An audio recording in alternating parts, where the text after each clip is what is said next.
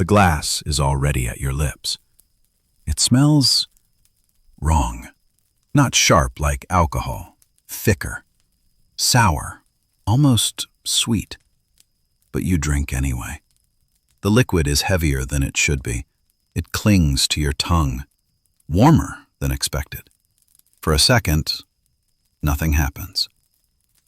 Then, a strange bitterness spreads across your mouth. Your throat tightens. Your stomach turns. And something deep inside you knows you made a mistake. You lower the glass, slowly. Your fingers don't feel steady anymore. The world around you softens at the edges. Gaslight flickers against the walls, too bright, then too dim.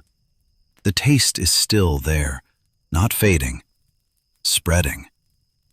You look down at the drink. It looks normal, amber, still, but it doesn't feel normal. And now, you can't ignore it, because something inside your body has already started reacting. In Victorian London, cheap alcohol wasn't always alcohol. It was stretched, altered, sometimes poisoned, intentionally or not, and people drank it every day. Some noticed too late. Some never understood what was happening at all. And tonight, you are one of them. And this is only one story. There are many more like this, hidden in history. If you enjoy these kinds of stories, you might want to stay. You can feel it now. A slow, creeping wrongness. Not pain, not yet. Just the quiet realization that whatever you swallowed was never meant to be drunk. This is not a horror story. This is history. The taste that doesn't leave. The taste is still there. It shouldn't be. You swallow again, but nothing changes. It clings to your tongue. Heavy, sour, wrong. You try to breathe through your mouth. It doesn't help.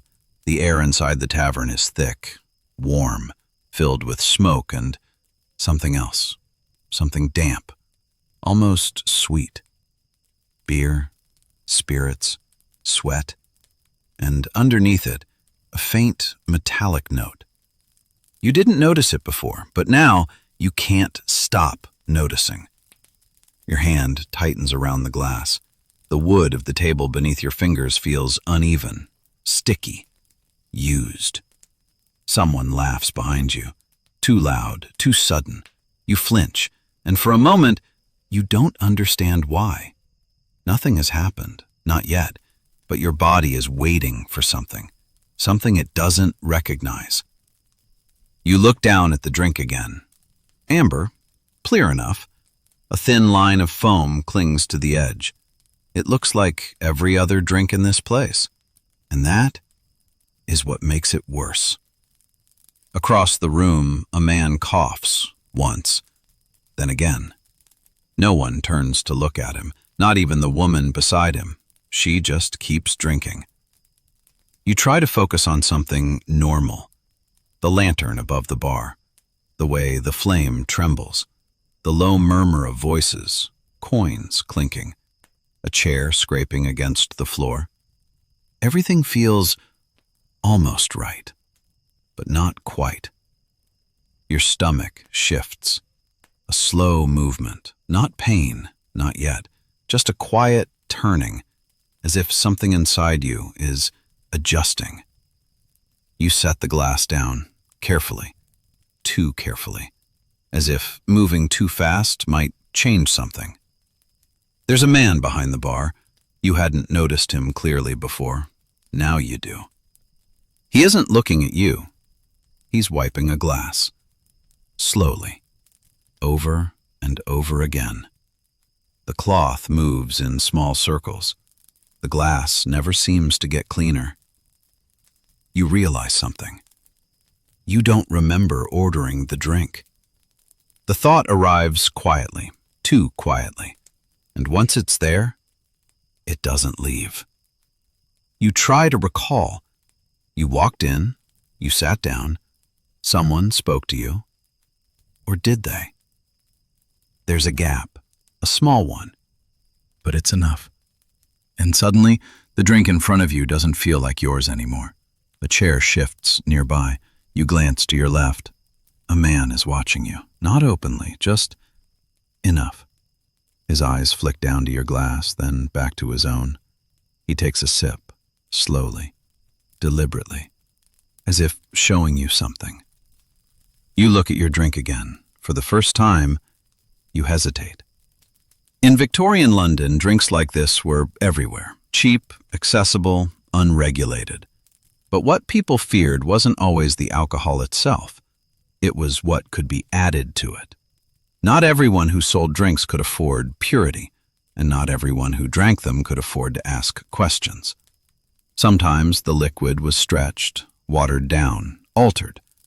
Sometimes it was something else entirely. You lift the glass again, not to drink, just to look. The light catches it differently now. You hadn't noticed before. A faint cloudiness near the bottom, barely visible, but there. You tilt the glass slightly. The liquid moves, slower than it should. Thicker. Something drifts inside. You freeze. It might be nothing, sediment, dirt, or something else. A voice cuts through the room. "First time?" You look up.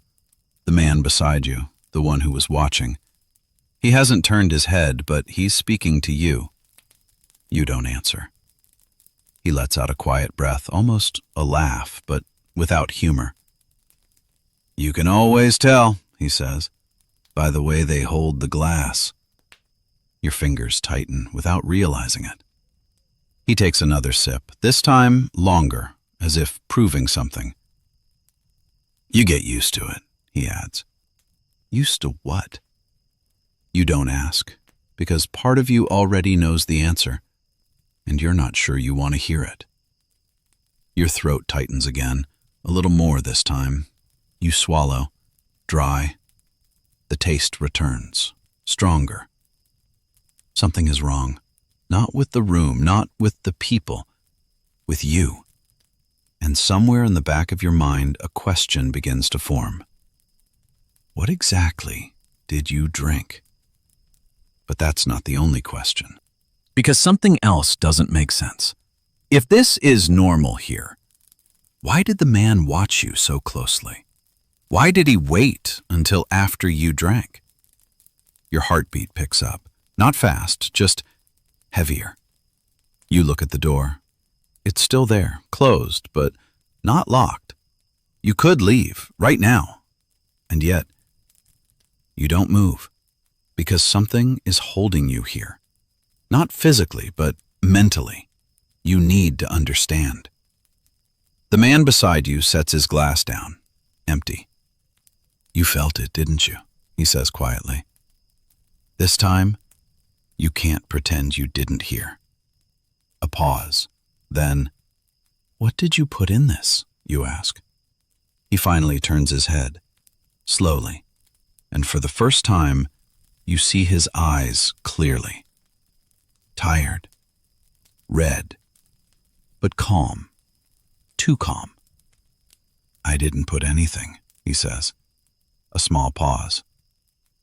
I just drank it. Your stomach turns again, stronger this time, and suddenly, you understand something you hadn't considered before. It's not about who added something. It's about what was already there and how long it's been there. In places like this, drinks don't always come from clean sources. Some are reused, mixed, combined. Old barrels, cheap distillation, improvised methods. Liquids that were never meant to be safe. And sometimes, things that were never meant to be consumed at all. You look at your glass again. The cloudiness is still there, but now it feels different. Not just something you see, something you feel inside your body, slowly spreading. And the worst part is, it's not immediate, not obvious. It doesn't announce itself. It waits. And that's what makes it dangerous. The man stands up. His chair scrapes softly. "You'll be fine," he says. But his voice doesn't sound certain. It sounds practiced, like something he's said before, to someone else. He walks away, and you're left alone with the glass, and the taste, and the quiet, growing realization that whatever is happening to you has already begun. And this isn't the first time. Because in a city like this, stories like yours don't start in taverns. They end there. But what happened before is something people rarely talk about, and what happens after is something they try to forget. You look at the door again, still closed, still possible. But now, your body feels heavier, slower, and somewhere deep inside, something shifts again. Not pain, not yet, but closer, much closer. And tonight, you are not just a man in a tavern. You are part of a pattern, one that has been repeating in London for years. But the worst part is not what you drank. It's what your body might do next. And why? Because there is something in this city that people have been putting into their drinks for a very long time. And not all of them survive long enough to understand what it was. The city that watered everything down. You step outside. At first, the air feels better, cold, wet, alive. The tavern door closes behind you with a low wooden sound, and the warmth disappears at once. The street takes you back into itself. London at night does not welcome anyone gently. It presses in from every side. Fog hangs low over the road, not clean fog, London fog. Coal smoke, river damp, horse dung, rotting vegetables, human breath. Everything mixed together until the city itself seems to exhale against your face. You stand still for a moment, one hand on the doorframe, the other still faintly curled as if the glass is there. But it isn't. You left it behind. And yet the taste remains. That is the first thing you notice, not the cold, not the dark, not the voices behind the tavern walls. The taste. It follows you.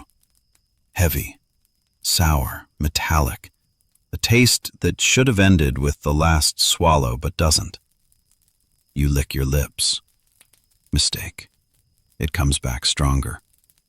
For a second, the street bends. Not much, just enough. The gas lamp across the road stretches into a pale yellow smear, then steadies itself again. You breathe in, slowly. You tell yourself it is only cheap drink, bad spirits, a foul barrel, a dirty glass, nothing more. Men drink worse things every night in this city. They stagger, they swear, they sleep it off. By morning, they laugh about it.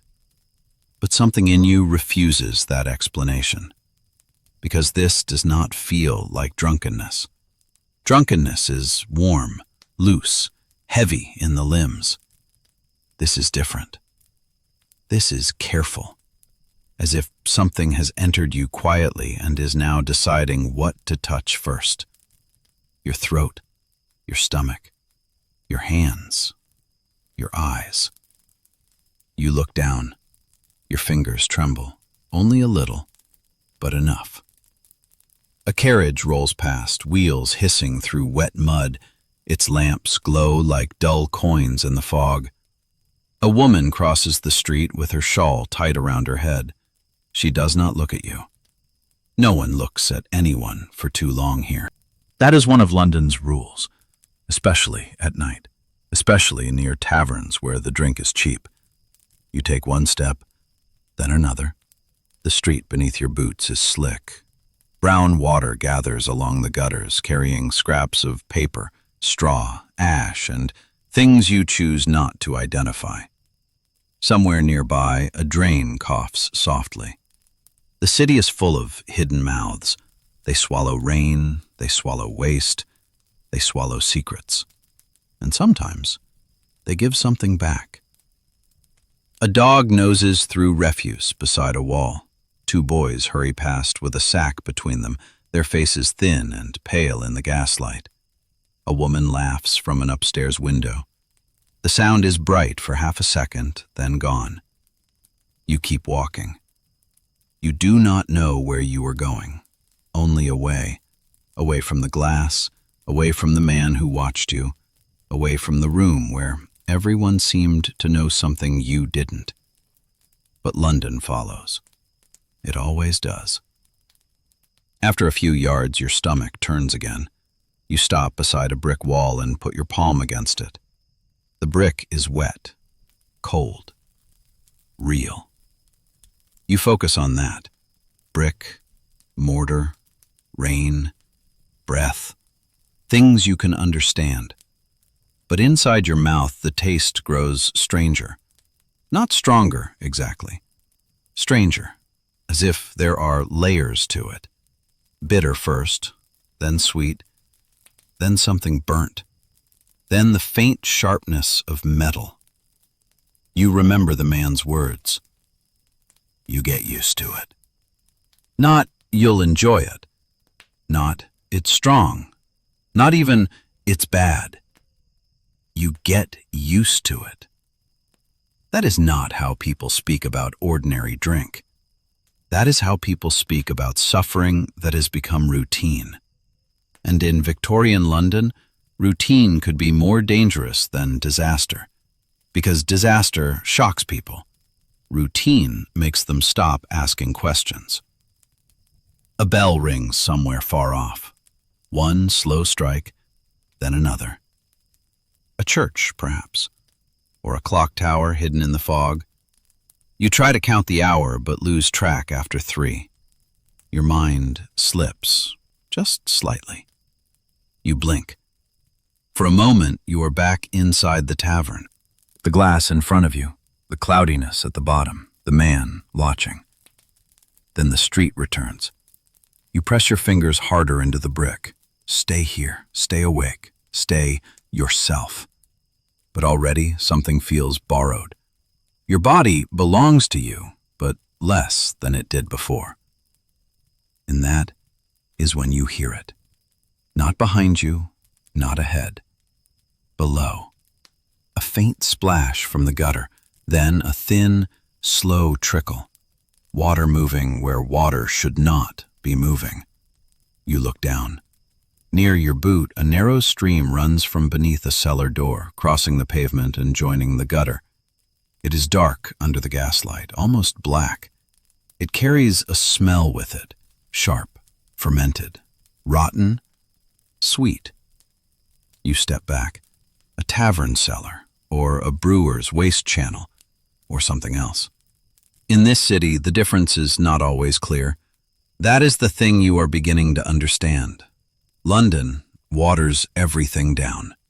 Milk, beer, gin, medicine, food, truth. Everything passes through hands before it reaches you, and every hand takes something, or adds something.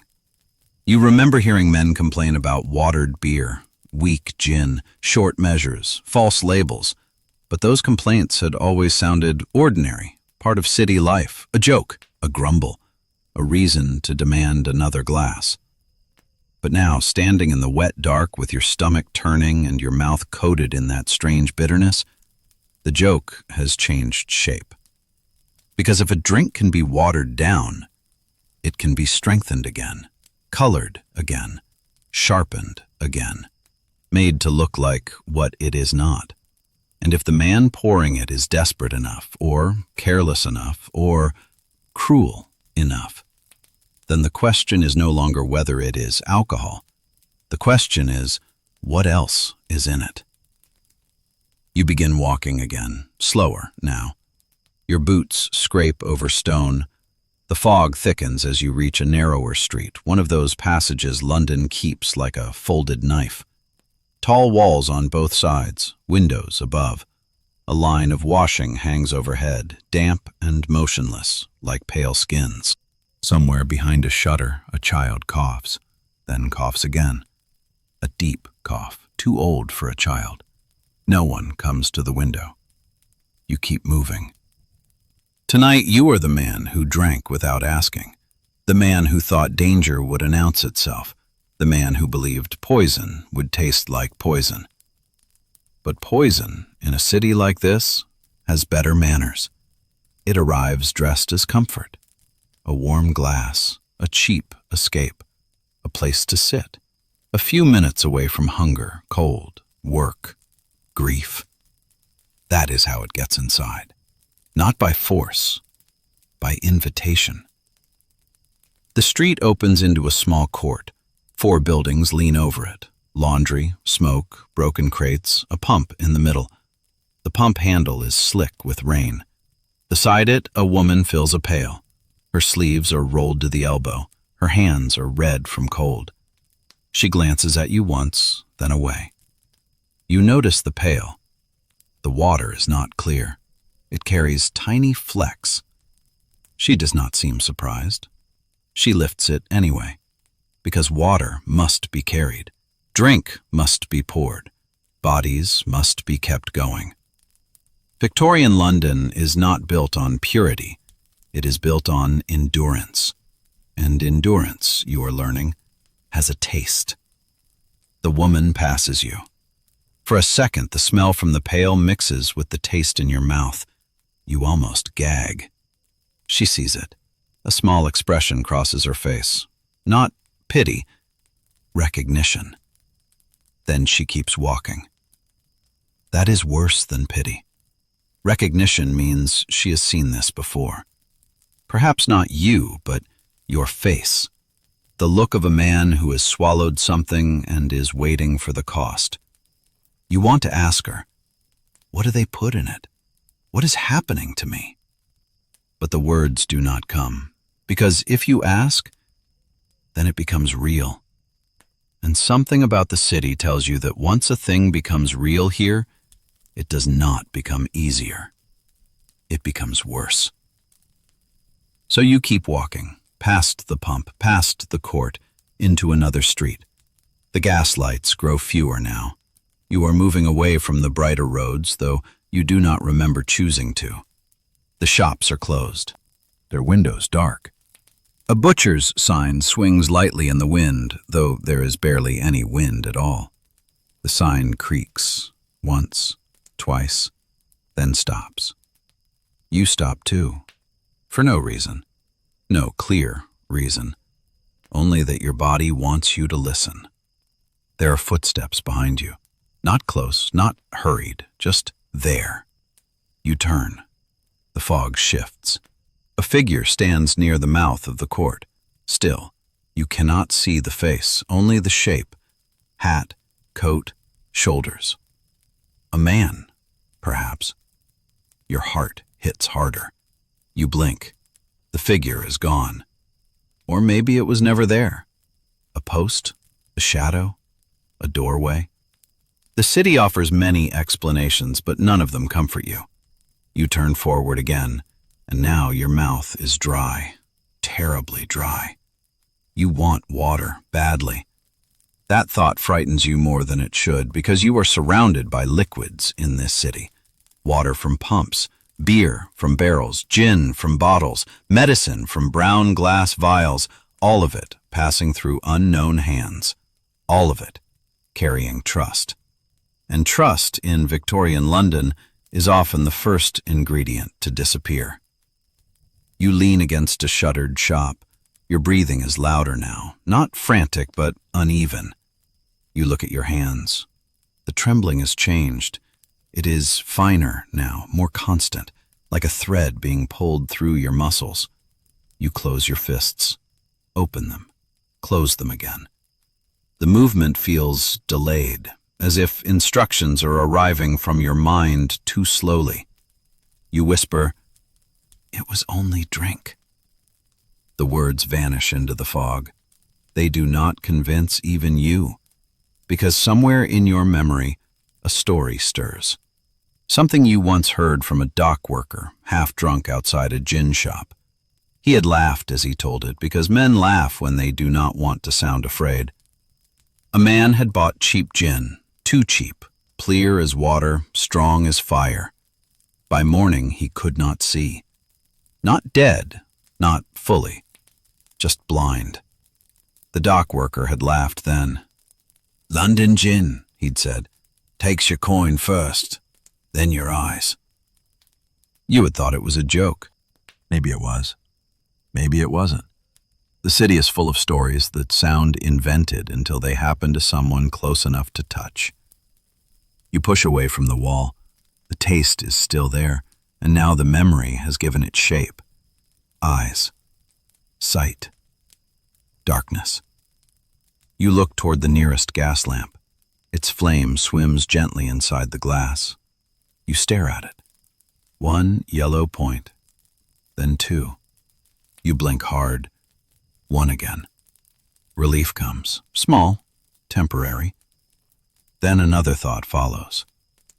What if the first sign is not pain?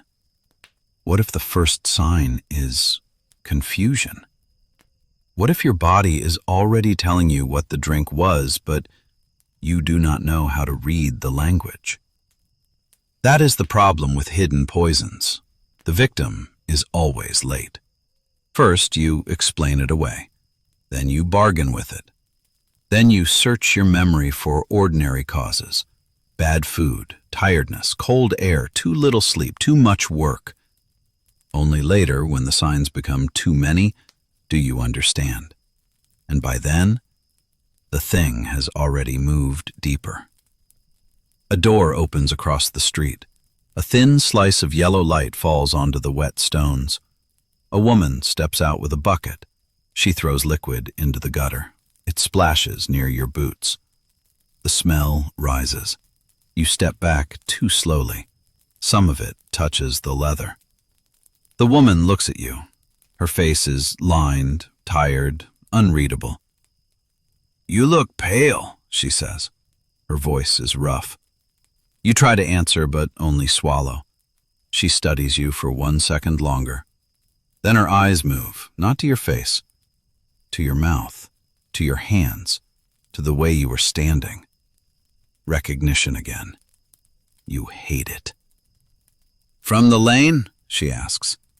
You don't know what she means. "The drink shops," she says. A pause, then quieter. "You shouldn't buy from the back rooms." Something cold passes through you. Back rooms. You remember the tavern, the main room, the bar, the man wiping the glass. But behind him, was there a curtain? A narrow doorway? Someone moving in the dark? You try to remember. The gap returns. Small, black. A missing piece. The woman sees your face change. She looks down the street, then back at you. "There's water at the pump," she says. Then she steps inside and shuts the door. The light disappears. You are alone again. But not as alone as before, because now you know one thing.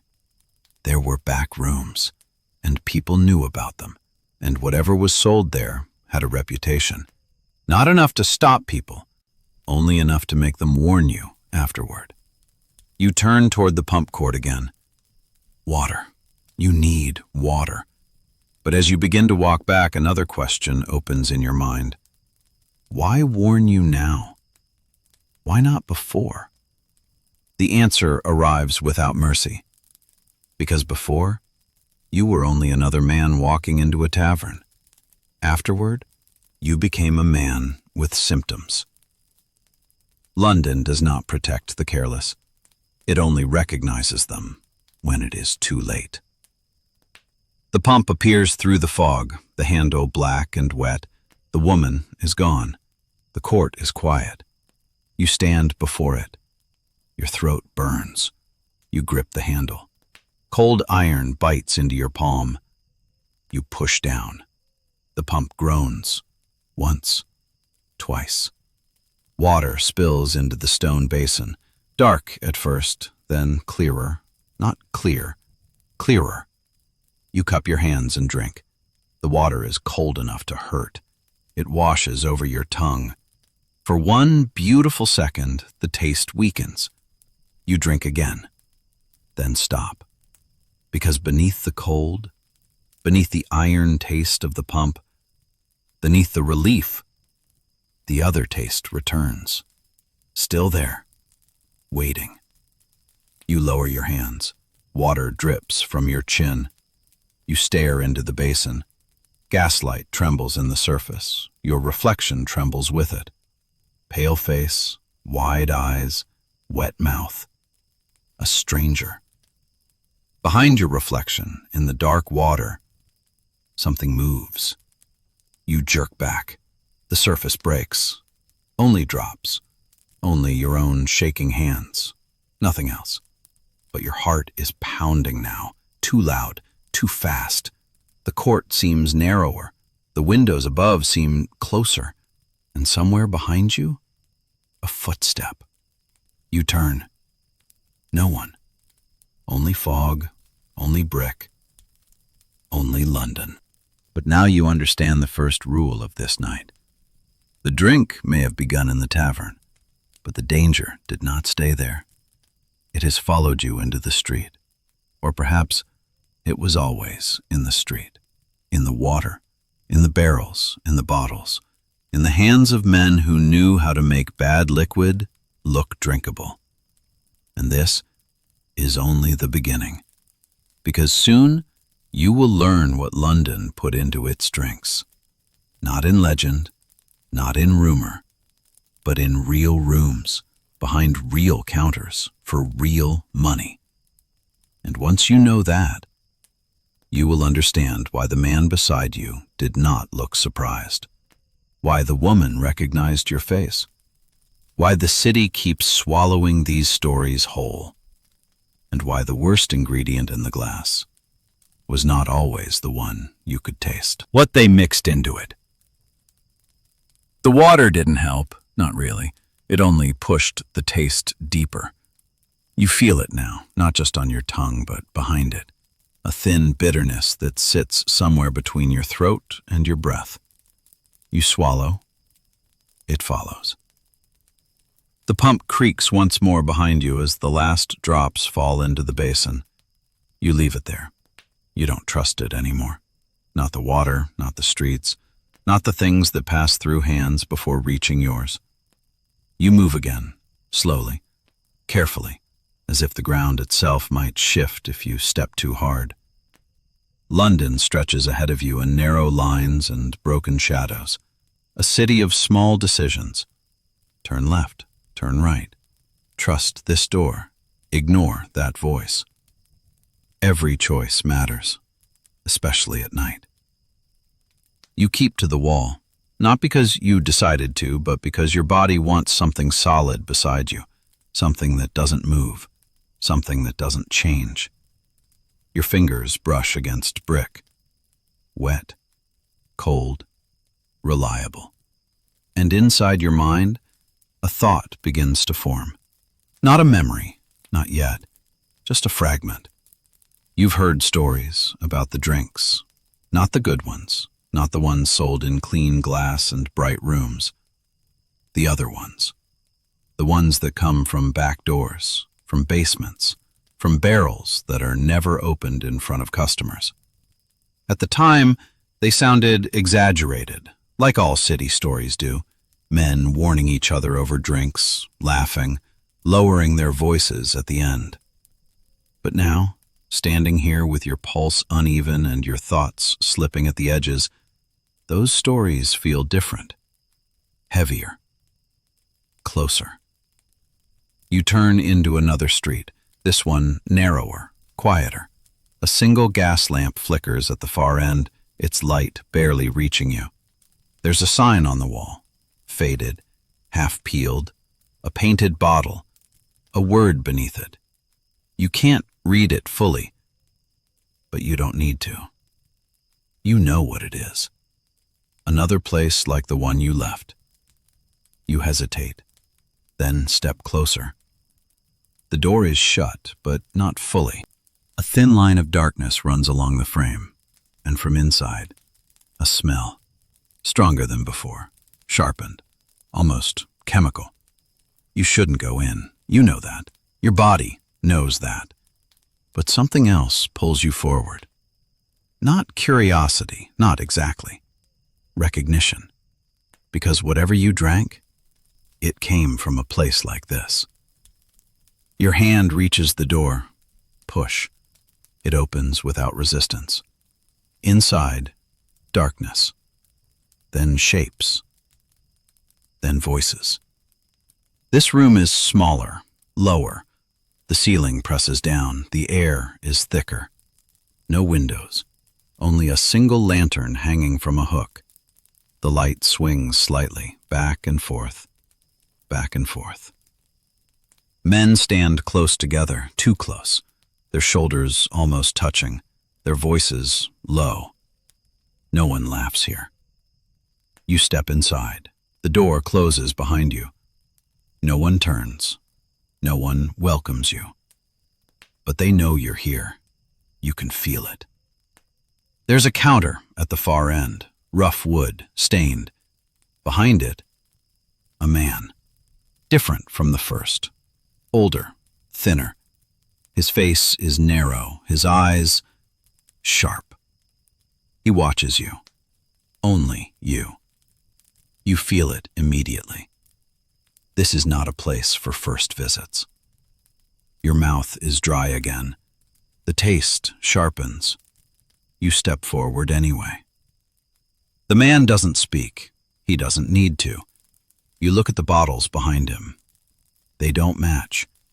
Different shapes, different colors. Some clear, some dark. Some with no labels at all.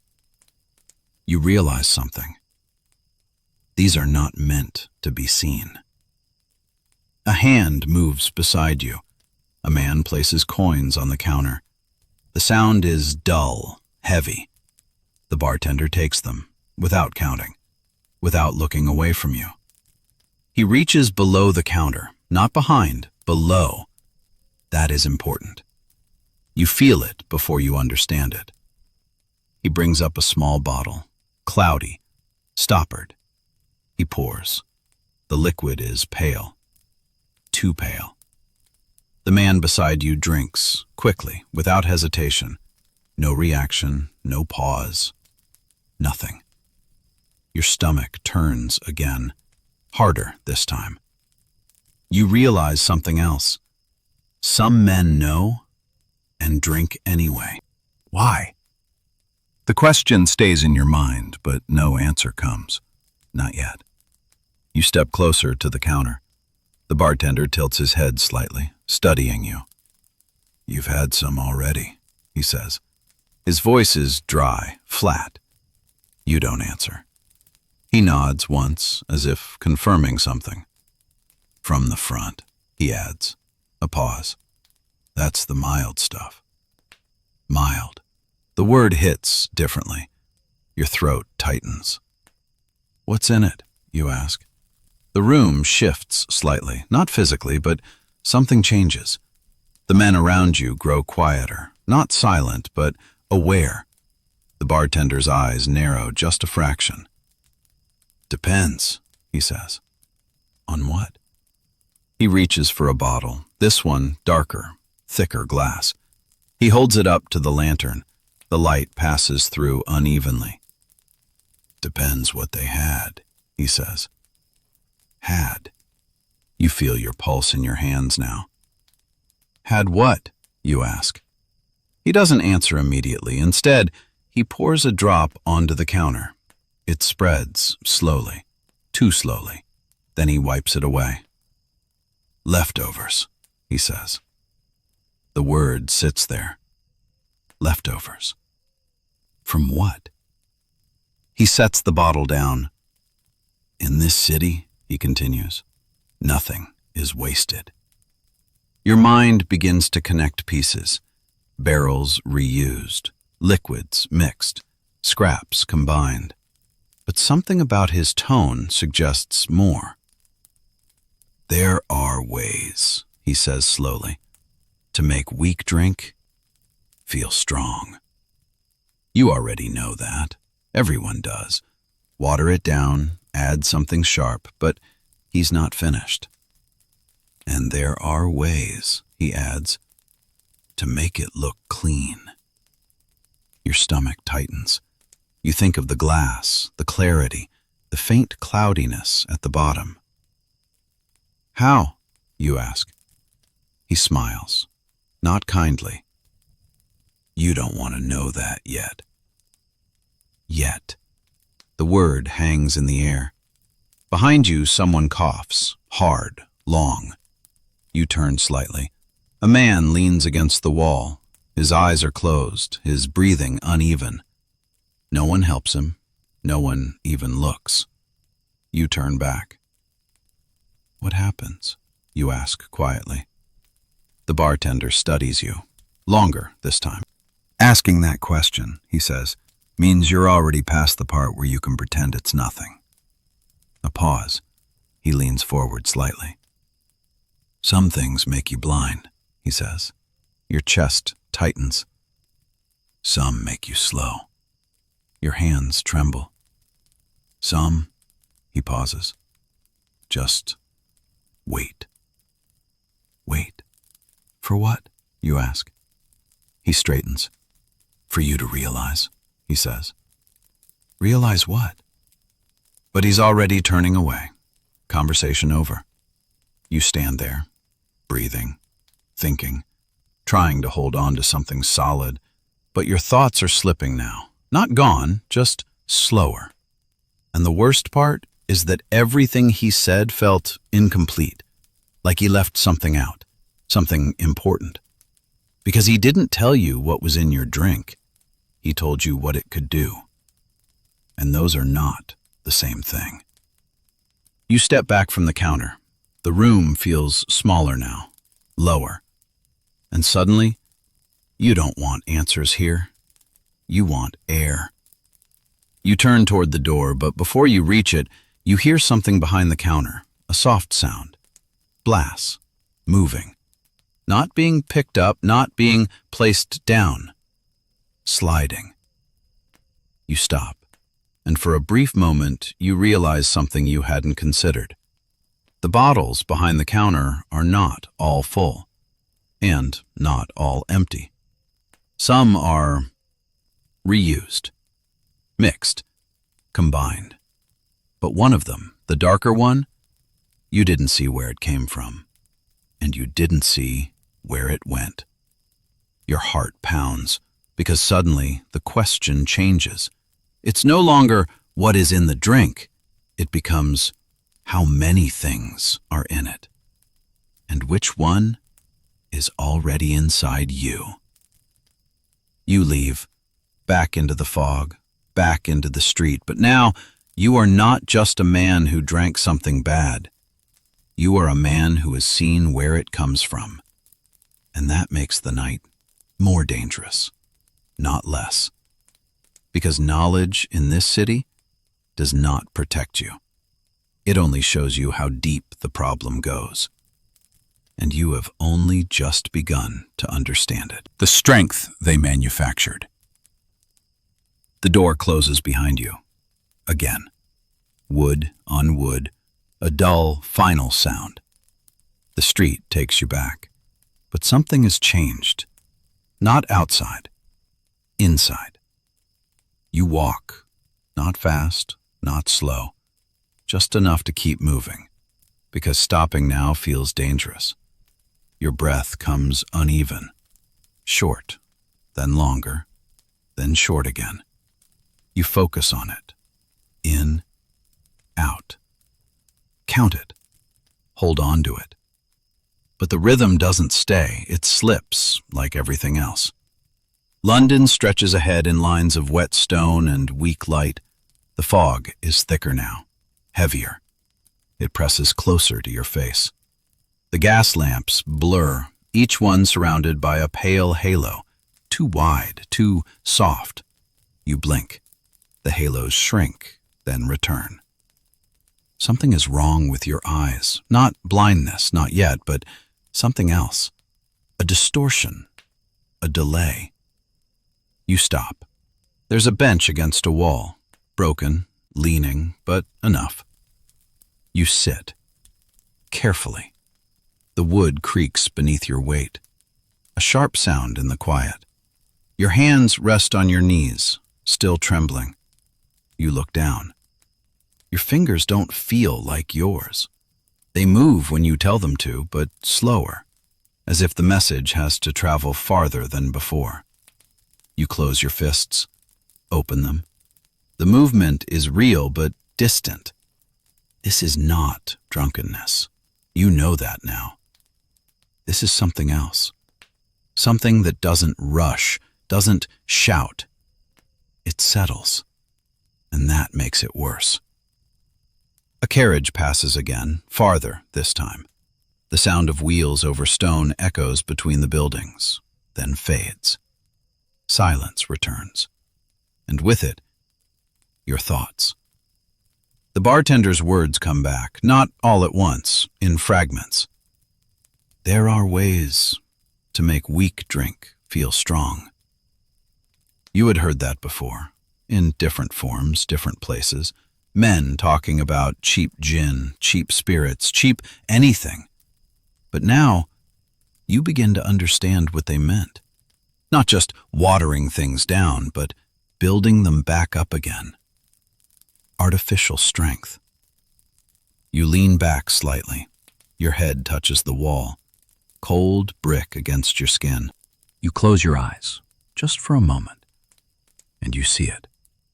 A room. Not the tavern, not the back room, something else. A workroom. Low ceiling, barrels, men moving in dim light. You open your eyes. The street returns, but the image lingers. You've heard about places like that, not officially, not openly. Places where alcohol isn't just sold, it's made, remade, altered. Cheap spirit comes in weak, thin, worth little, so they change it. They add things to make it stronger, or seem stronger. That part is known, but what they add is rarely spoken about clearly, because the list is long and unpleasant. You swallow. The taste sharpens again, bitter, burnt. You think of the drop the bartender poured, the way it moved. Too slow, too heavy. You look at your hands again. The trembling has become steadier, more constant, like something inside you has found its rhythm. And then, you hear it. Voices. Close. Not shouting. Talking.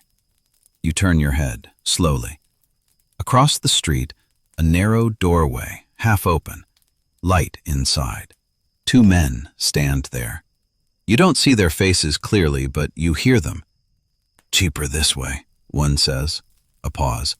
Stronger, too. The second man laughs, low. Strong sells. You lean forward slightly, listening.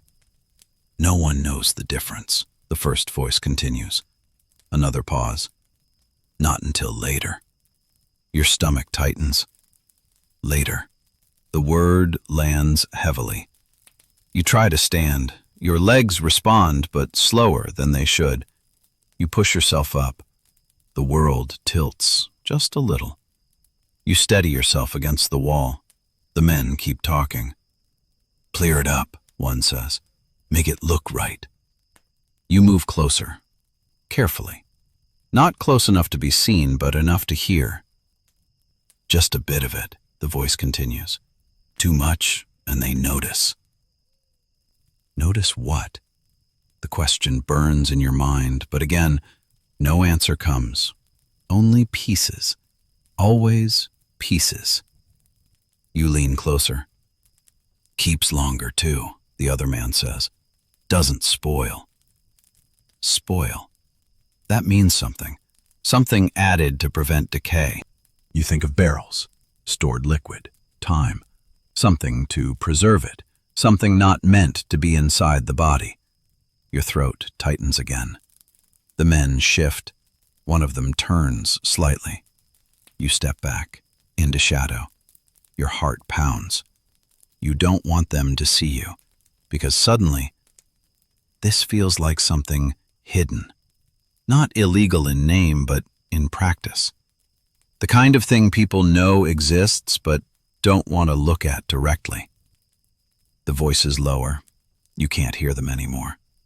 The door closes. You're alone again. But not really. Because now you have something else.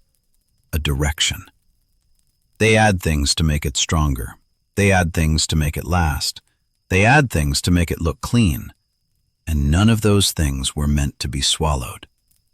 Your stomach turns sharply. You bend forward, hands on your knees. For a moment you think you might be sick, but nothing comes. Only that taste, still there. You straighten slowly, and then another thought appears. If they add things to strengthen the drink, then the strength you feel is not alcohol. It's something else working through you. Something that doesn't behave like drink. Something that doesn't fade. Something that builds. You press your fingers to your temples. Your head feels heavier now. Not spinning, not light. Heavy. As if something inside it is thickening. You look toward the doorway where the men stood. Closed now. Silent. You could knock. Ask. Demand answers. But you don't. Because you already know. They won't give them. Not clearly, not fully. In this city, truth is never handed over whole. It's scattered, hidden, mixed into conversation, just like the drink. And you are already too deep into it.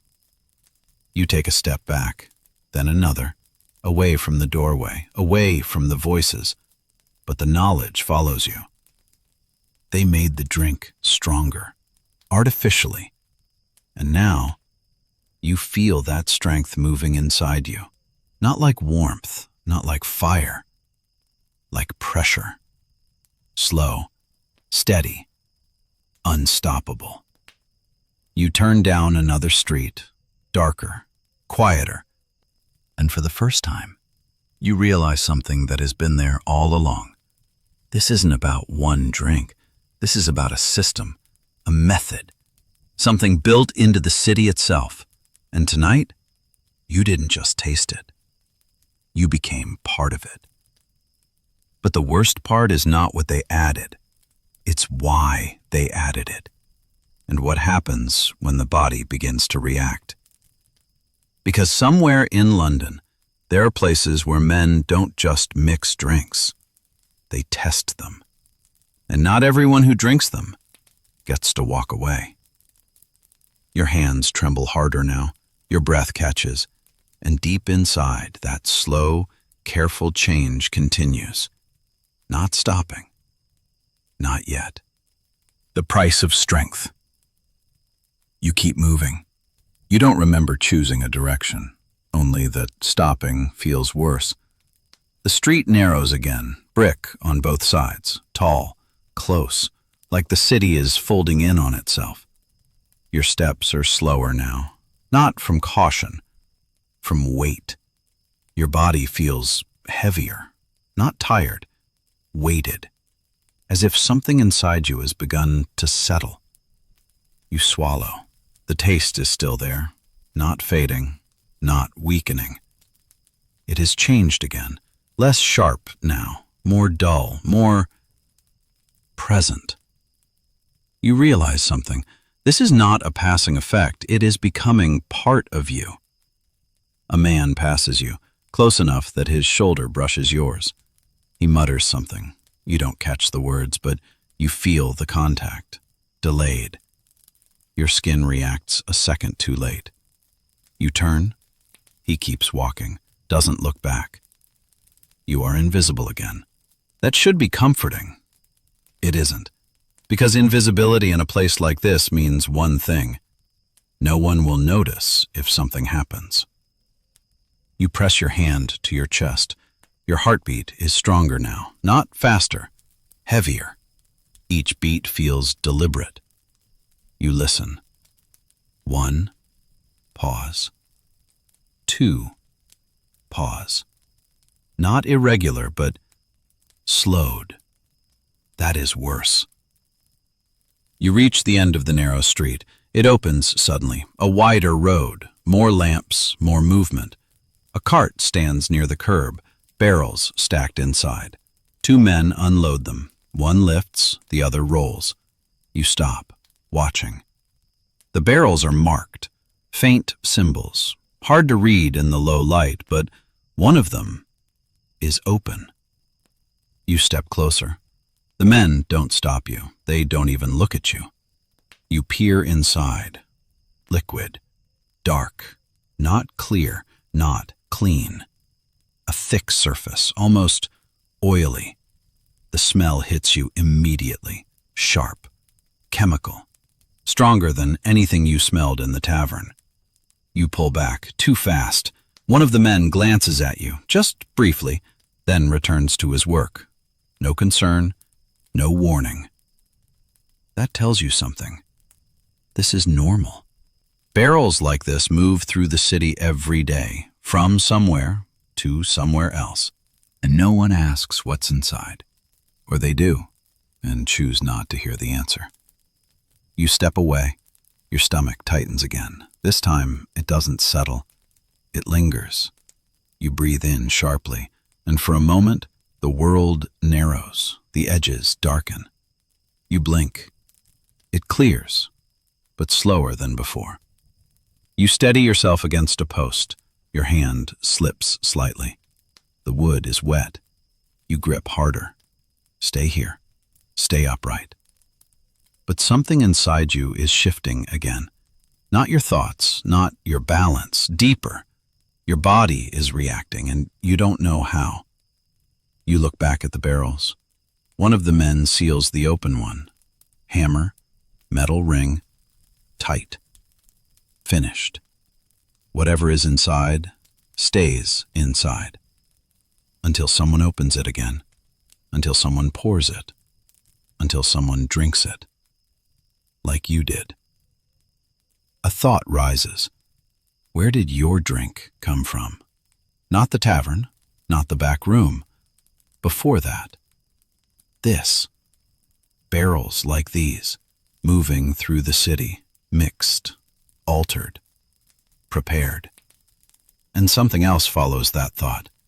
If they prepare it here, then they know what it does. Or at least, they've seen it happen. Your breathing tightens.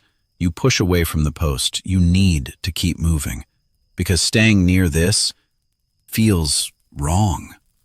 Not dangerous in a sudden way. Dangerous in a slow way. The kind that builds. You walk past the cart. The men don't stop you. They don't care. Why would they? You're just another man in the street. Another body moving through the system. Another customer. Or something else. You turn down another road, this one brighter. A few shops still open, light spilling onto the pavement. People moving, talking, normal. Too normal. You watch them. A couple arguing quietly. A boy carrying bread. A man counting coins. They look fine, untouched, unaffected, and for a moment you doubt yourself. Maybe it is just bad drink. Maybe it will pass. Maybe your vision shifts. Not fully, not gone, but something changes. The edges blur again. The light stretches. You blink hard. It returns, but not completely. You stop. This is not normal. This is not something that passes. You look at the people again. Do they see it? No. Do they feel it? No. Or not yet. Because then you notice something. A man near the shop window, standing still, too still. His hand rests against the glass, his head slightly lowered. You watch him. He doesn't move. At all. Not even a shift, not even a breath you can see. Something about it feels wrong. You step closer, carefully. No one else seems to notice him. You reach a distance where you can see his face. Pale, eyes open but unfocused. You feel your chest tighten. He's not drunk. He's not asleep. The word doesn't come because you don't want it to. A woman passes him, bumps his shoulder. He doesn't react, not immediately. Then, a slow movement. Delayed. Too delayed. Your stomach drops. You step back because suddenly you see it. Not clearly, but enough. This has happened before, not to you, but to others. And the city kept moving. The shop remains open. The bread still sells. The coins still pass hands. And men like this stand in the middle of it, half aware, half gone. You turn away. Your heart is pounding now, because what you're feeling is not unique. It is part of something larger, something that repeats, something people recognize but don't stop. Your breath shortens. Your hands shake harder. And deep inside, that slow, steady change continues. You think of the bartender, the men at the doorway, the barrels, the words, "You get used to it." Now you understand. Not everyone escapes it. Some people live with it, adapt, endure, until it becomes normal, until they don't remember what it felt like before. And that is the true price. Not death, not immediately. Change. Slow, quiet, permanent. You stop walking because suddenly a new fear appears. Not what will happen tonight, but what happens after. If this doesn't stop, who do you become? The question stays unanswered. And somewhere behind you, you hear it again. A cough. Deep. Persistent. Closer this time. You don't turn, because part of you already knows. You are not the only one, and you are not the first. And unless something changes, you will not be the last. What they used to make it clean. You don't turn around. The cough behind you lingers in the air, deep, wet, persistent. You keep walking because now you understand something. Looking back doesn't change anything. The street stretches ahead, dim and uneven. The light from the shops fades behind you. The city grows quieter again. Your steps are slower, not by choice. Your legs feel delayed. You think about moving, and then you move, a fraction of a second too late. You notice it now, clearly. And once you notice something like that, you can't unfeel it. Your hand brushes the wall again, brick, cold, steady. You need that, something steady. Because inside you, nothing feels steady anymore.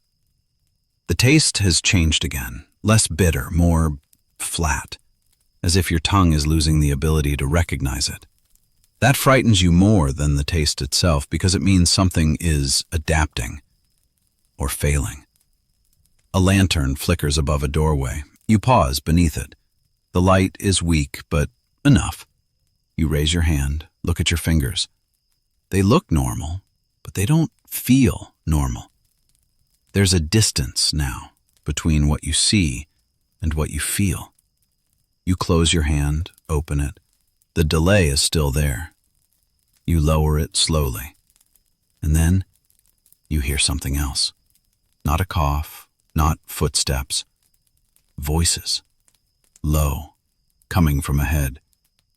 You move toward them, not quickly but deliberately, because now you need answers, not pieces, not fragments, something real. The voices lead you to another doorway, narrow, unmarked. Light spills from beneath it. You stop just outside, listening. Clear as water, one voice says. A pause. No one questions it. Another voice answers. They never do. You lean closer. Clouds up otherwise, the first voice continues. Clouds up. Your mind returns to the glass, the faint sediment, not clear, not fully. What do you use? The second voice asks. A pause, longer this time. Then, quietly, whatever works. Your stomach tightens. That is not an answer. It is worse than an answer, because it means there is no fixed method, only results. You press your hand against the door. It shifts slightly. The voices stop. Silence. Too fast. You pull your hand back. Wait. Then the voices return. Lower now. More cautious. Just enough, the first voice says. Too much and they taste it. Taste. So it is something that can be hidden. Masked. You swallow. But the taste in your mouth wasn't hidden. You felt it. Why? The question forms and lingers. Were you given too much? Or something else? The door opens suddenly. You step back. A man steps out. He sees you immediately. His eyes move, not to your face, to your mouth, your hands. Recognition again. It is becoming familiar now. Too familiar. You shouldn't be here, he says. His voice is flat. You don't answer because you don't know what to say. He studies you for a second longer, then steps aside. Not inviting, not welcoming, allowing. You hesitate, then step inside. The room is different from the others. Cleaner. Not clean, but cleaner. Fewer men, more space.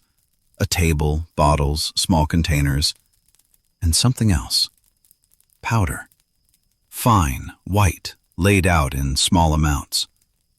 Your breath catches. This is not a tavern. This is where things are changed. A man stands at the table, back turned to you. He doesn't react when you enter, just continues working. Carefully, measured movements. He pours a small amount of liquid into a glass, then adds something from the powder. Just a pinch. Stirs. The liquid shifts. Cloudy. Then clear again. You stare. That is what you saw. That moment. The cloud, then clarity. What is it? You ask. Your voice sounds strange, not weak, but distant. The man pauses, then turns. His face is calm, too calm. He looks at you long enough to understand. You've already had some, he says. Not a question, a statement. You nod, barely. He sighs, not annoyed, not surprised, just resigned. They don't tell you, he says. A pause. They never do. You take a step forward. What is it? You repeat. He glances at the table, at the powder, at the bottles, then back at you. It's not one thing, he says. Your chest tightens. Depends what they're trying to fix, he continues. Fix. The word feels wrong. Fix what? You ask. The drink, he says simply. A pause. If it's weak, they make it stronger. You already know that. If it's cloudy, they make it clear. Your mind sharpens slightly. That part matters. How? You ask. He doesn't answer immediately. Instead, he takes another glass, pours, adds a small amount of powder, stirs, the liquid clouds again, then clears. People trust clear, he says. You feel something cold move through you. Clear means safe. Clear means clean. Clear means drinkable. But here, clear means altered, hidden, disguised. What is it made of? You ask again. This time, he answers. Things that settle, he says. A pause. Things that bind. Bind. What does that mean? You ask. He looks at you. Longer this time. As long as it makes the drink look right, he says slowly. No one asks what it does inside the body. Inside the body. Your stomach tightens again. You think of the wait, the delay, the change. How much? You ask. How much did I drink? He studies you. Enough, he says. The word lands heavily. Not too much, not too little. Enough. For what? You don't ask, because you're afraid of the answer. Behind you, someone shifts, another man leaning against the wall, his eyes half closed, his breathing uneven. You've seen this before. Already. Too many times tonight. They keep it small, the man at the table says. Small amounts. Why? You ask. So it doesn't kill, he says. A pause. Not immediately. Your chest tightens. Not immediately. That means it can, or does. Later. What happens? You ask. Your voice is quieter now, more controlled. He hesitates, for the first time. Then he looks away. That depends, he says. Again. Always depends. On what? You wait. He exhales slowly. Some lose sight, he says. Your stomach drops. Some lose feeling. Your hands tremble harder. Some, he pauses. Just slow down. Slow down. You feel it, already. And some? You ask. He doesn't answer. That silence tells you more than words. You step back. The room feels smaller now, the air thicker, because now you understand something. The drink is not just altered, it is engineered. Not precisely, not scientifically, but deliberately, to look right, to feel strong, to last longer. And what it does to the body is secondary, or ignored. You turn toward the door. You need air again, but before you leave, the man speaks once more. Most people don't notice the first time, he says. You stop. Or the second. A pause. They only start asking questions. He looks at you. When it's too late. Too late. The words echo. You push the door open, back into the fog, back into the night, but now you are no longer guessing. You are no longer imagining. You know. They make it stronger. They make it clear, and they do it with things that were never meant to be inside you. Your hands shake, your breath catches, and deep inside that slow, steady change continues. Not stopping, not reversing, only moving forward. And now, you understand something else. This is not the worst part. The worst part is what comes next. Because what they use to make it look clean is not meant to stay in the glass. It is meant to disappear inside you. The body begins to answer. The door shuts behind you, again, but this time you feel it. Not the sound, the shift. The air outside hits your face, cold, sharp, real. For a moment, you think it helps. You breathe in, deep. But the relief doesn't come, because the problem is no longer outside. It's inside. You step forward. The street moves beneath you. No, you move across it, slowly, carefully. But something has changed. Your steps are no longer automatic. You think, move, and then you move.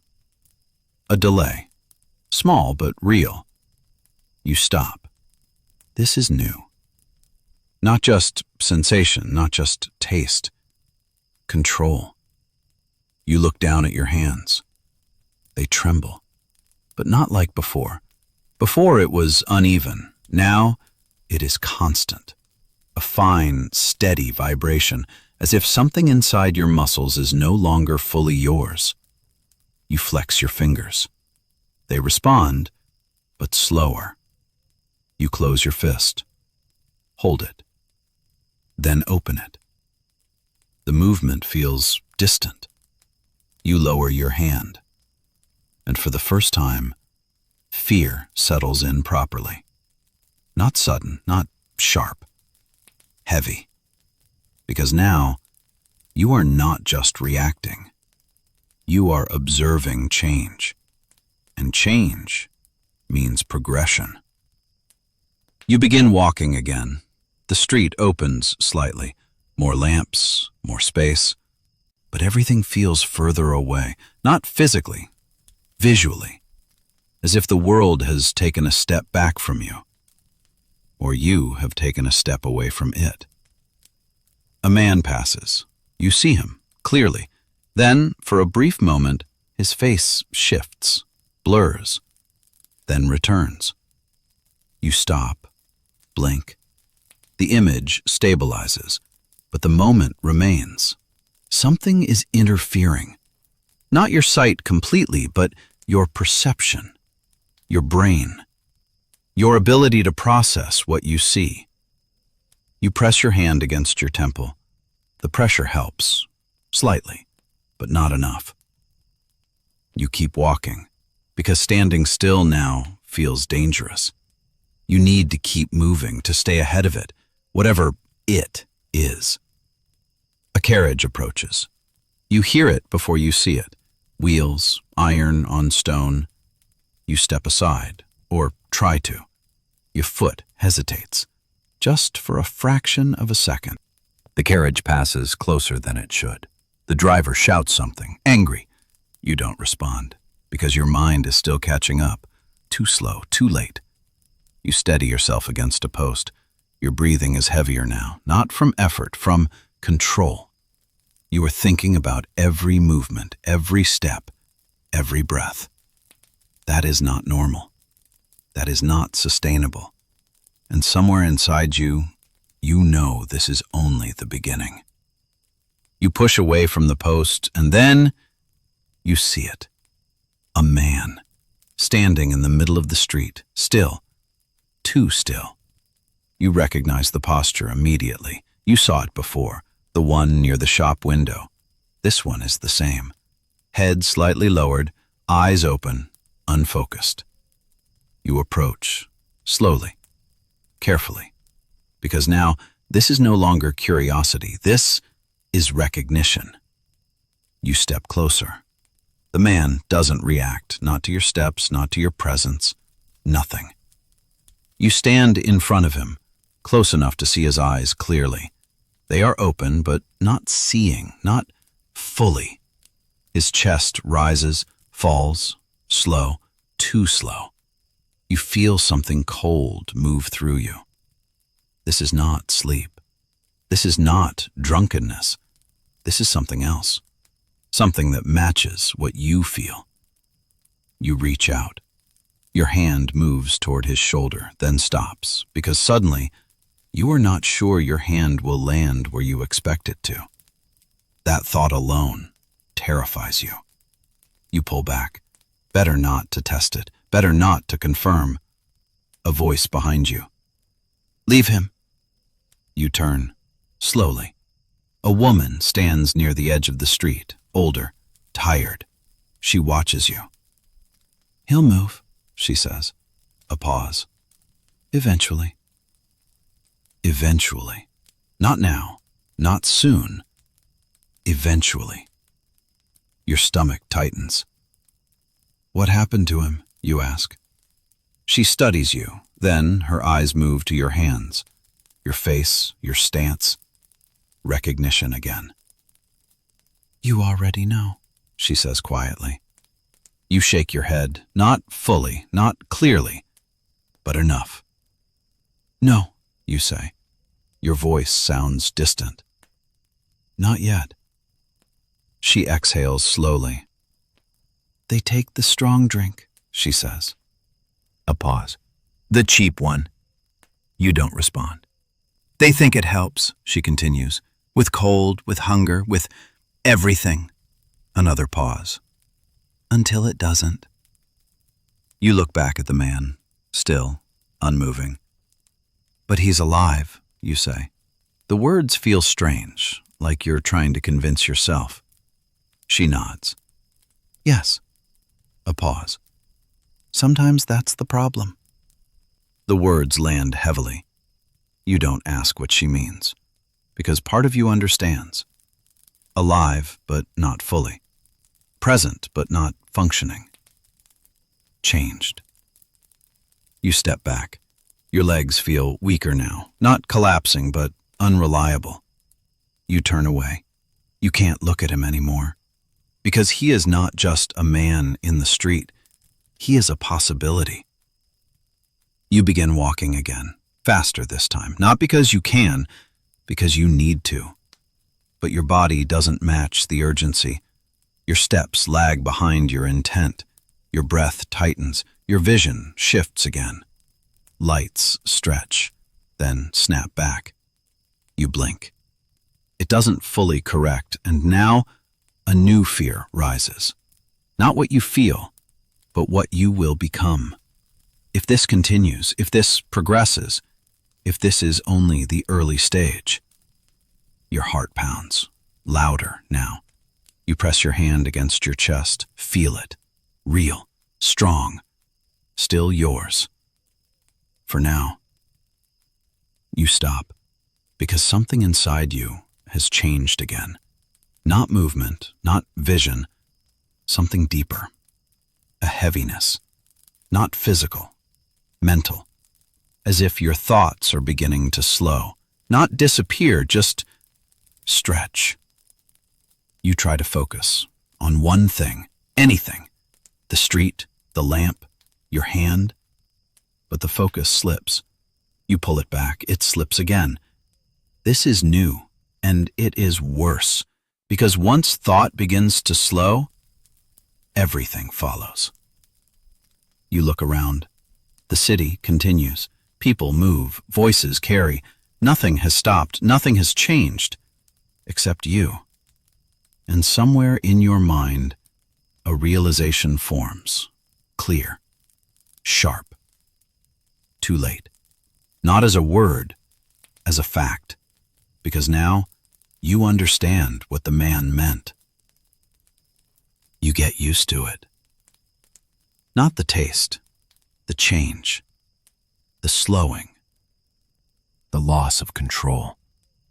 You get used to it, or you disappear into it. You take a step, then another. Your body follows, but slower, always slower.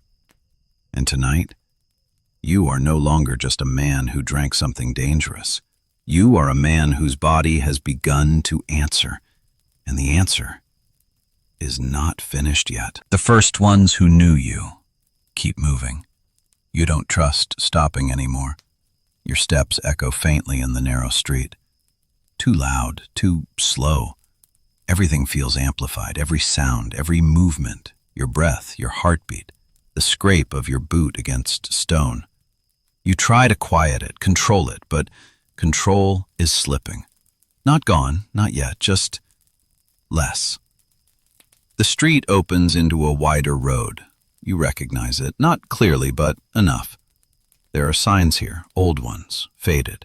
a painted symbol of a mortar and pestle, a cross, a narrow window with glass too clean for this part of the city.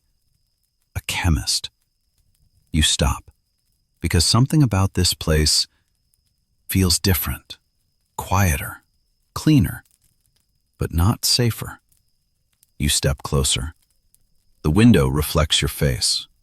For a moment, you don't recognize it. Pale, eyes too wide, skin slightly damp. You look like the others now, the ones you passed, the ones who didn't fully respond. You turn away. The door is closed, but not locked. You hesitate, then push. It opens with a soft click. Inside, the air changes immediately. Dry, sharp, smelling of alcohol, real alcohol. Clean, but beneath it, something else. Powder, chemicals, glass. The room is narrow, shelves on both sides. Bottles, jars, small containers, everything labeled. Unlike the taverns, unlike the back rooms. Order, control. But still, something feels wrong. A man stands behind the counter, older, thin. His hands are steady. He looks up as you enter, and immediately his expression changes. Not surprise. Recognition. The same recognition you've seen all night. "You shouldn't be walking," he says. His voice is calm, controlled. You step forward. "I need to know," you say. Your voice sounds distant again, not weak, disconnected. He studies you, then nods once. "Sit," he says. You don't argue. You sit. The chair feels real, solid. That helps a little. He moves behind the counter, reaches for something. Not a bottle, a small vial, clear liquid inside. He places it on the table. "You drank from the cheap trade," he says. Not a question, but conclusion. You nod. "Back rooms," he adds. Again, you nod. He exhales slowly. "They've been doing it for years," he says. Your focus sharpens slightly. Years. This is not new. This is not accidental. This is established. "Why?" you ask. He looks at you. "Because people need it," he says. A pause. "And because they can." You wait. There is more. There is always more. "They learned early," he continues, "that weak spirits don't sell." You remember that, the men at the doorway. "Strong sells." He nods slightly. "So they made it strong." A pause. "But not in the way you think." Your stomach tightens. "How?" you ask. He hesitates. Then he turns, walks to a shelf, takes down a jar. Inside, something white. Powder. You recognize it from the other room. "They used whatever they could find," he says. "Whatever worked." Your breath slows. You need to hear this, even if you don't want to. "Industrial spirits," he says. The word lands. You've heard it before. Used for cleaning, burning, not drinking. "They mix it," he continues, "with water, with flavor, to hide the taste." You feel your stomach turn. "And when it clouds," he adds, "they clear it again." Your mind connects the pieces, the powder, the settling. "What is that?" you ask. He looks at the jar, then back at you. "Agents," he says. A pause. "Things that bind the impurities." Bind. You heard that word before. "But they don't remove them," he adds. Your chest tightens. "They just make them invisible." Invisible. You swallow. The taste in your mouth returns, stronger, because now you understand. You didn't drink something clean. You drank something made to look clean, a difference your body cannot ignore. They learned this early, he says quietly, long before anyone tried to stop it. Stop it. You look at him. Did no one? You ask. He pauses, then nods. Some did. Your focus sharpens again. Doctors, he says. A few.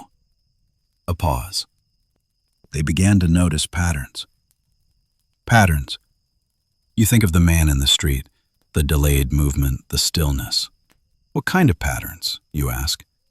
He studies you carefully. As if the body had slowed, he says. Your breath tightens. As if reaction came too late. You feel it already. In some cases, vision. Your stomach drops. In others, movement. Your hands tremble. And sometimes, he pauses. Both. The silence that follows is heavy, because now this is no longer vague. This is specific. This is real. Did they know what caused it? You ask. He shakes his head slowly. Not fully. A pause. But they knew enough. Enough. To be afraid, he finishes. Afraid. That word stays, because now you understand something else. This was not hidden completely. Some people knew, some people saw, and still, it continued. Why? The question rises again. He answers it before you ask. Because it was cheap, he says. A pause.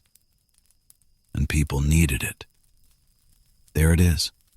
Not ignorance, need, hunger, cold, work. People drank because they had to, and those who sold, sold because they could. You look down at your hands, still trembling, still slower than they should be. What happens now? You ask. Your voice is quiet, controlled. He doesn't answer immediately. Instead, he watches you, carefully, measuring. Not your words, your condition. Then he speaks. That depends, he says. Always depends. On what you drank, he adds. A pause. And how much. You nod. You expected that. But there's something else, he says. You look up. What? You ask. He leans slightly forward. For some people, he says, the body fights it. Your chest tightens. And for others? He holds your gaze. It doesn't. The room feels smaller, closer, because now this is no longer about the drink. It's about you, your body, your reaction, and whether you will be one of those who recover or one of those who don't. A silence settles between you, heavy, unavoidable. And then he says something that changes everything. Some of them never knew what happened to them. You freeze, because suddenly the night takes on a new shape. Not just danger, not just reaction, but confusion. Loss of understanding, people changing without knowing why, without knowing when it started, without knowing how it ends. You stand, slowly. The chair scrapes behind you. You don't remember deciding to stand, but you do, because something inside you is telling you one thing clearly now.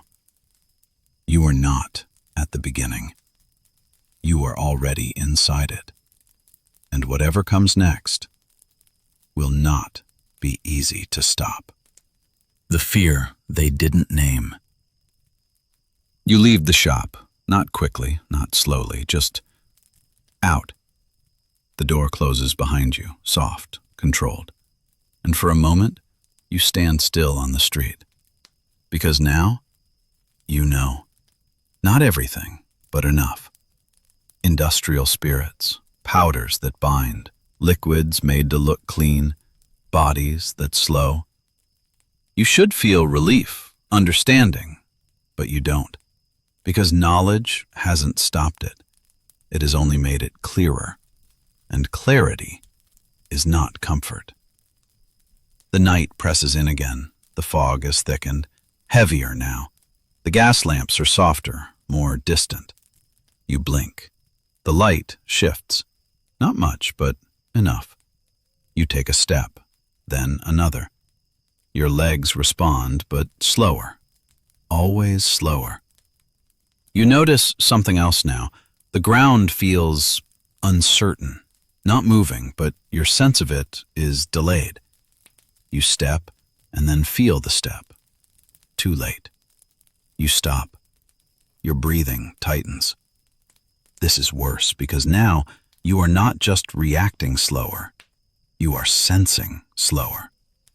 The city continues around you. Voices, footsteps, a distant cart. All of it normal. Too normal. You watch a man cross the street. He moves easily, naturally, without thinking. And suddenly, that feels impossible. Because for you, every movement now requires thought. Every action, a decision. And decisions take time. Time you don't seem to have anymore.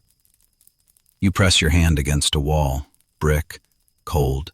Still there, still real, but even that feels slightly delayed. Your mind reaches for it, then catches up. You close your eyes for 1 second, then open them. The world is still there, but thinner, less immediate, as if something stands between you and everything else. A layer, invisible, but present. And then, you hear something. A voice, not near, not far, but distinct. Don't close your eyes. You turn, slowly. A man stands a few steps away, older, coat worn, eyes sharp, watching you. You lose it faster that way, he says. You stare at him. What? You ask. Your voice feels late.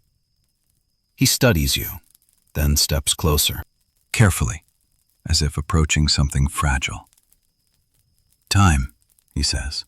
A pause. You lose time. Your chest tightens. You don't understand, not fully, but something inside you reacts because it feels true. You drank, he adds. Not a question, a fact. You nod, barely. He exhales slowly. I've seen it, he says. A pause. Too many times. You look at him. Really look. His hands, steady. His posture, controlled. But his eyes, tired. Like someone who has watched something repeat over and over. What happens? You ask. The question comes easier now because fear has replaced hesitation. He hesitates, then speaks. They don't call it anything, he says. You frown slightly. What do you mean?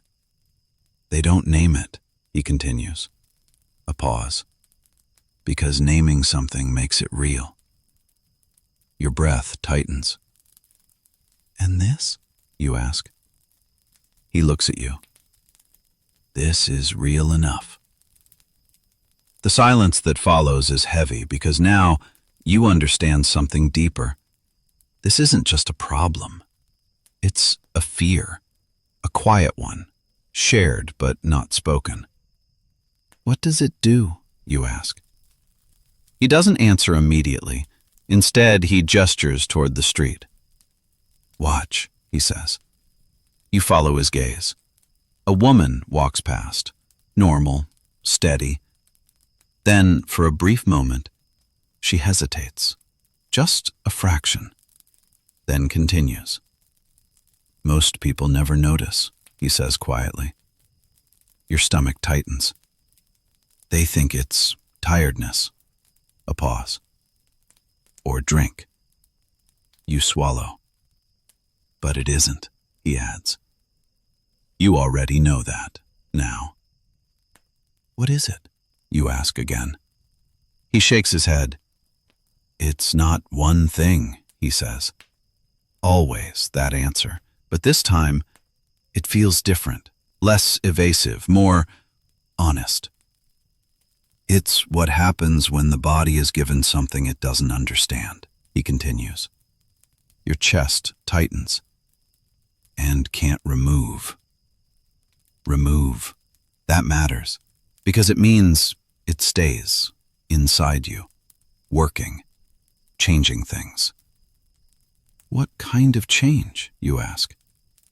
He looks at you, longer this time. Then he answers. Delay, he says. Your breath catches between thought and action. You feel it now, between sight and understanding. You've seen it already, and eventually, he pauses, between you and yourself. Your heart pounds because that is the worst one.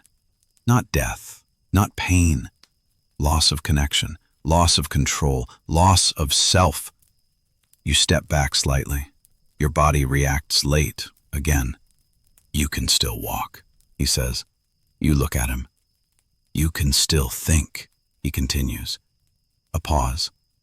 But you're already behind. Behind. The word echoes. Behind what? Your own body? Your own mind? Time? You don't ask because you already feel it, that gap growing. He watches you carefully. As long as you're aware, he says, you're still ahead of it. Ahead. For now. But once you stop noticing, he trails off. You don't need him to finish because you've seen it.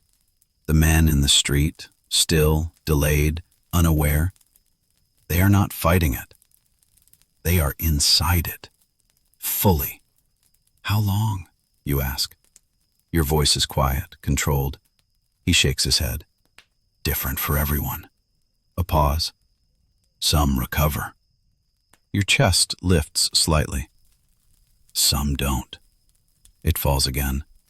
And the ones who don't, you ask? He looks away, toward the fog. They keep walking, he says. A pause. But they don't get anywhere. The words settle heavily, because suddenly that feels possible. Movement without progress, action without control, existence without awareness. You take a step. Your foot lands, a fraction too late. You feel it, clearly now. The delay has grown, and that means whatever is happening is not stopping. You look at the man. What do I do? You ask. For the first time, your voice carries something else, not just fear, urgency. He studies you, long, carefully. Then he says something that chills you more than anything else tonight. You try to stay yourself, he says. A pause. As long as you can. That's not a solution.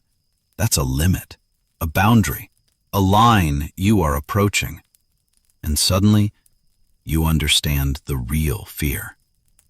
Not the drink, not the mixture, not even the body's reaction.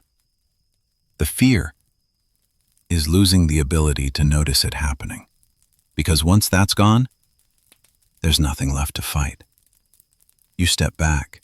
Your body follows, slowly, always, slowly.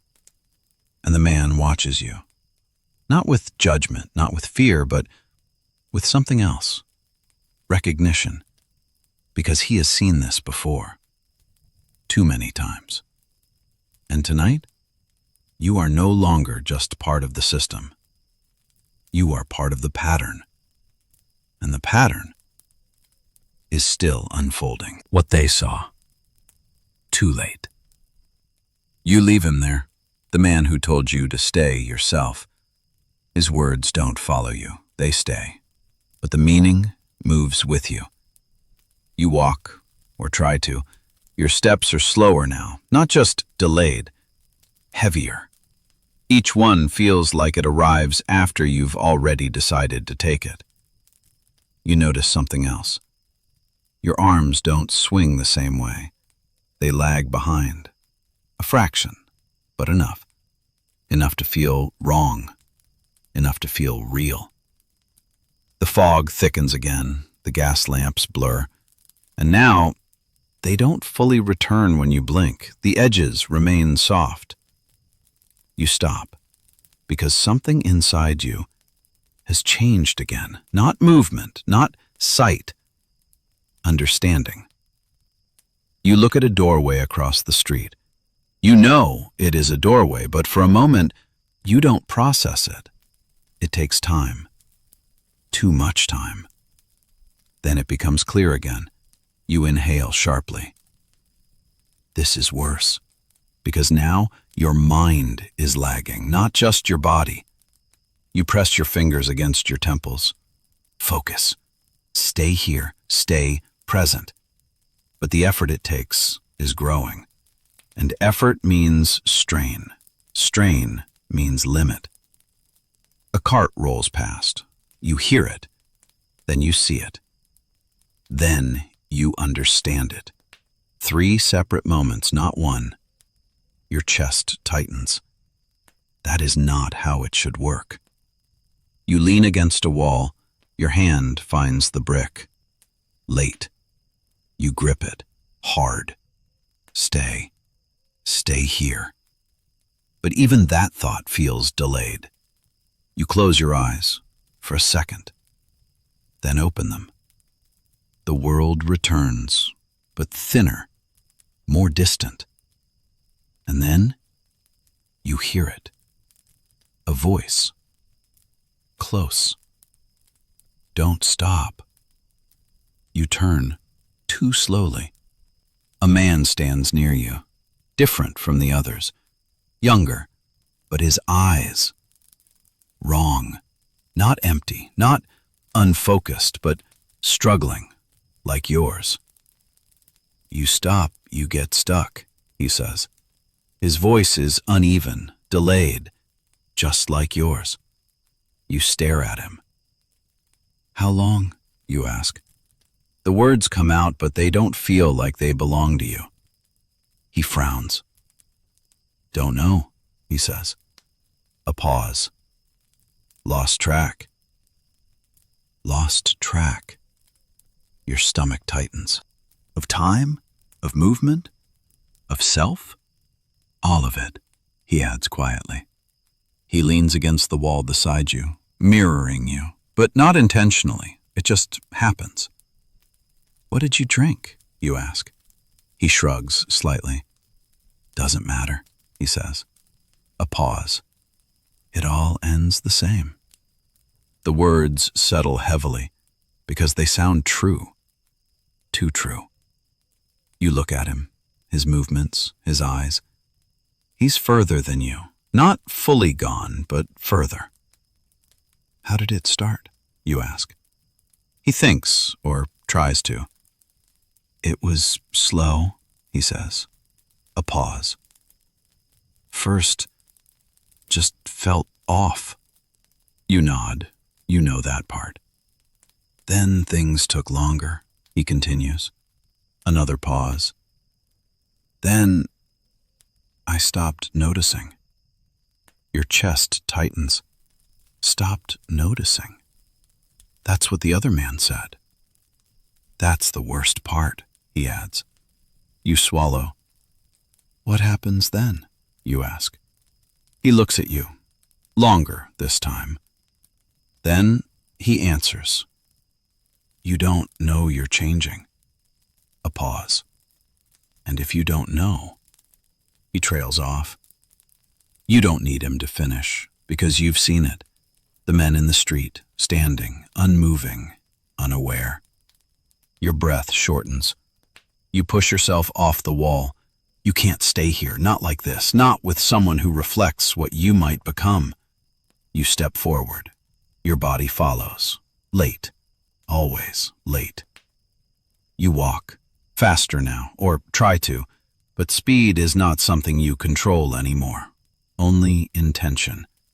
And intention is no longer enough. You turn a corner. The street changes. Darker. Quieter. Less movement. You recognize it, not clearly, but enough. A place like this is where things are hidden, not shown, not explained. You move deeper into it because something inside you is pulling you forward. Not curiosity, not anymore. Something else. A need to understand before it's too late. And then you see it. A building. Different. Larger. Stone. Solid.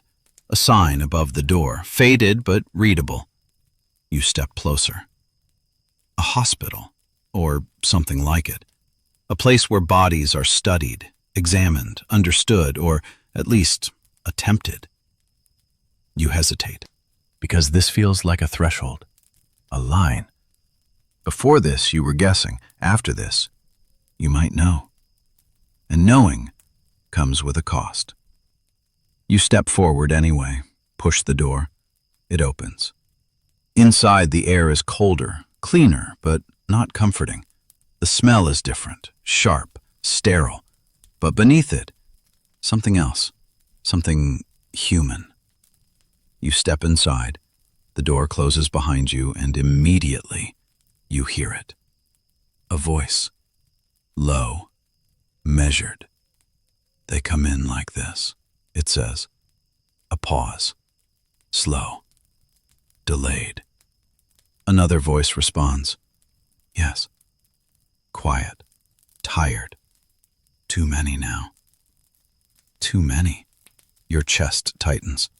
This is not rare. This is not isolated. This is happening. Often. You move forward, carefully, because now you are not alone in this.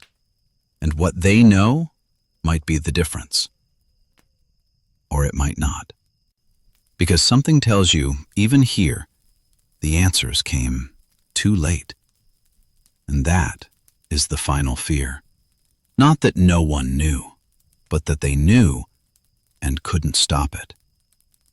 Your hand trembles, your breath catches, and deep inside that slow, steady change continues. Closer now. Much closer. The glass you already emptied. Return hook. The door closes behind you, and the sound arrives a moment too late. You stand inside. The air is colder here, still, measured. Nothing moves quickly. Not the light, not the people, not even the sounds. And suddenly, you understand why. Because this is a place where slowness is studied. You take a step, then feel it. Late. Your body is no longer following you. You are following it. A table stands ahead. Long, stone. Shapes lie upon it, covered.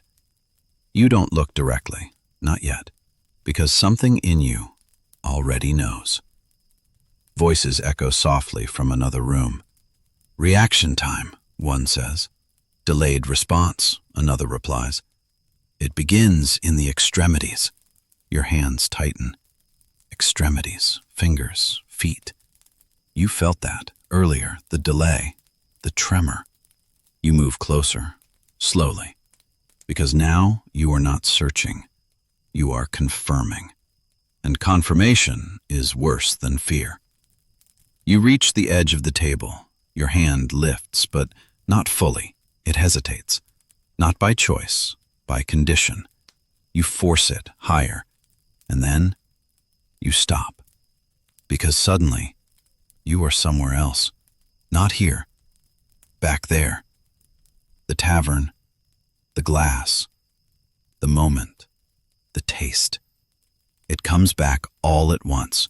Stronger, clearer. The smell. The thickness. The hesitation you ignored.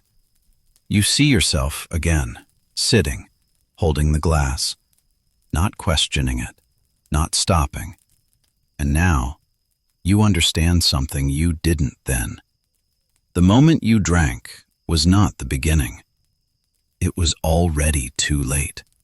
Because whatever was in that glass had been moving through the city long before you touched it.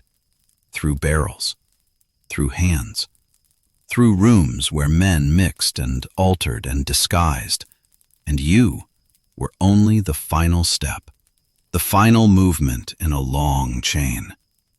Your breath tightens. You return to the room, the table, the shapes, the silence. Your hand lowers. You don't need to look, because now you understand what this place is for. Not to save, to observe, to record, to understand after it has already happened. A man steps into the room, older, calm. He sees you, and for the first time tonight, his expression changes. Not recognition, concern. "You shouldn't be walking," he says. You've heard that before, but now it means something else. You step toward him. Your body follows. Late. Always late. "I drank it," you say. Your voice arrives slower than your thought. He studies you, quickly, professionally. "How long?" he asks. You try to answer. You don't know. You've lost track, just like the other man. The realization hits harder than anything else. Time is slipping, not passing, slipping. He moves closer. His hand lifts, touches your wrist. You feel it. After. He notices. His eyes sharpen. "You're already progressing," he says quietly. Progressing. Not recovering, not stabilizing. Progressing. Your chest tightens. "Can you stop it?" you ask. The question comes out slow, heavy. He doesn't answer immediately. That silence is the answer. You understand, not fully, but enough. Because this is not a sudden thing, not a poison that strikes.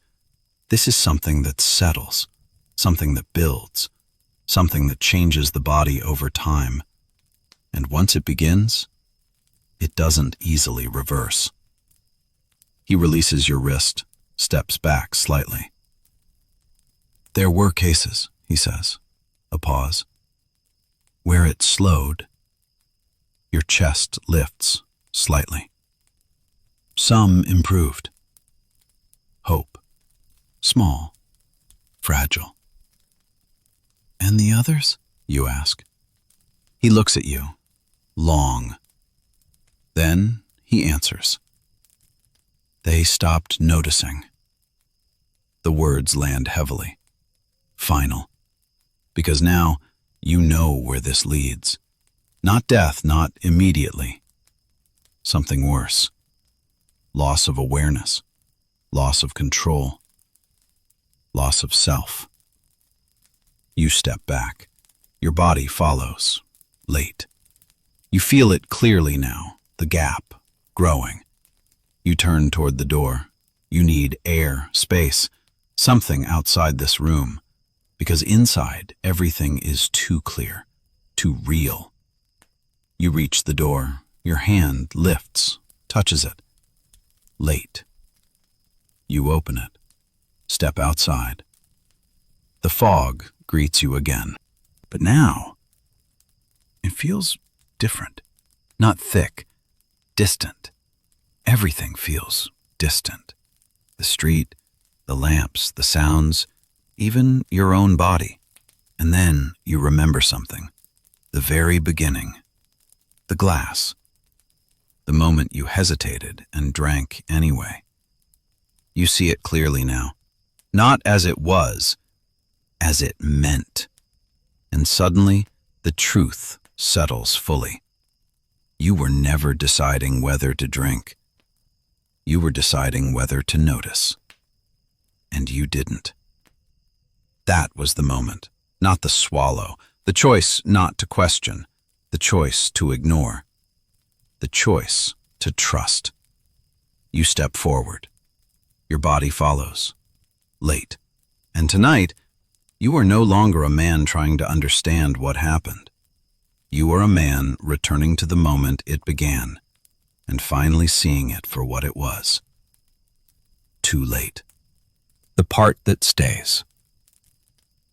You step into the street. The fog is still there. The lamps still burn. The city still moves. Nothing has changed. Except you. You take a step. Your body follows. Late. Always late now. But something is different. Not outside. Inside. You feel it clearly. The gap. Between thought and movement. Between sight and understanding. Between you and yourself. It is no longer small. It is no longer something you can ignore. It is there, constant. You stop, not because you want to, because you need to feel it, to understand it, to face it. Your breath moves in and out. You focus on it. But even that feels distant, as if the breath belongs to someone else. You look at your hands. They move, but not with you. After you. You open your fingers. Watch them spread. A fraction too late. You close them. Same delay. And now, there is no doubt. This is not passing. This is not fading. This is continuing. You lift your head. The street stretches ahead. People move, voices rise and fall. Life continues. And suddenly, you see it. Not clearly, but enough. The pattern. Men who hesitate for a second too long. Women who pause before stepping. Hands that move just a little late. Not everyone, but enough. Enough to understand this is not rare. This is not an accident. This is part of the city, built into it, hidden inside it, passed from one person to another through something as simple as a drink. You take another step. Your body follows. Late, but you keep moving, because stopping means surrendering to it. And somewhere deep inside, a part of you is still holding on, still fighting, still aware. You remember the man. Stay yourself, as long as you can. As long as you can. You understand that now. This is not about stopping it. This is about noticing it, holding on to awareness for as long as possible. Because once that goes, everything else follows. You walk, slow, deliberate. Each step a choice, each movement an effort, but still yours. For now, a figure passes you. You turn your head, too late. You catch only the edge of him, but something about the movement feels familiar. The same delay, the same pattern. You are not alone. You were never alone, and that is the final truth. This wasn't hidden. It wasn't unknown. It was seen, observed, experienced, but never stopped, because it was easier to ignore, easier to continue, easier to drink than to question what was inside the glass. You stop again. The city hums around you, alive, unchanged, and beneath it, quietly, this continues. You close your eyes, just for a moment, then open them. The world returns, but slower, more distant.